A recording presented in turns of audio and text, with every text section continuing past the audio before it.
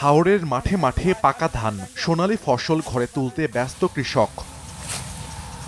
কিশোরগঞ্জের হাওড়াঞ্চলে শুরু হয়েছে বোরো মৌসুমের আগাম ধান কাটা। ফলনও হয়েছে বাম্পার। ধান কাটায় কৃষকের পাশাপাশি কাজ করছেন অন্য জেলা থেকে আসা শ্রমিকরাও। তবে দাম নিয়ে দুশ্চিন্তায় চাষি। তারা বলছেন, চলতি মৌসুমে বৃষ্টি না হওয়ায় জমিতে সেচ দিতে গুনতে হয়েছে বাড়তি টাকা।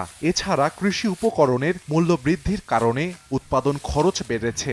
এ কারণে বর্তমান বাজার মূল্যে ধান বিক্রি করলে তেমন লাভ হবে না তাদের। চৈত্রিক মাসে কিন্তু বৃষ্টি বাদল হয়, কিন্তু এবার কম হয়েছে। তেলের সংখ্যাটা একটু আমাদের বেশি লাগছে, খরচটা একটু বেশি। শিলাবৃষ্টি থেকে যদি আমরা বাঁচতে পারি, ভালোই ভালো যদি ফসলটা নিয়ে ঘরে উঠতে পারি, তাই মাশাআল্লাহ আলহামদুলিল্লাহ আমরা অনেক খুশি। ধান কাটা তো আজকে আর 10 দিন ধরে ধান কাটতেছি। কেদার থেকে ওই 1200 টাকা মন আমরা হরতাইছি। ধানের দর আগে বেশি 950 শাশুর মনিমানের দাম বেশি, সপ্তাহ মিলে দেখা গেল তো আমরা পুরা লসের মধ্যে আছি। প্রতিদিন 100 বস্তা 200 বস্তা কিনে কিনে আমরা বিক্রি করে দেই। কৃষি বিভাগ বলছে, এখন পর্যন্ত 15 ভাগ জমির ধান কাটা হয়েছে। প্রাকৃতিক দুর্যোগের ঝুঁকি এড়াতে জমির ধান 80 ভাগ পাকলেই দ্রুত কেটে ফেলার পরামর্শ কৃষি কর্মকর্তাদের। আশা করছি যে যদি প্রাকৃতিক দুর্যোগের কোনো সম্ভাবনা না থাকে, তাহলে কৃষক তার ধান কর্তন করে নির্ধারিত সময়েই আমরা ঘরে ফসল তুলতে পারব।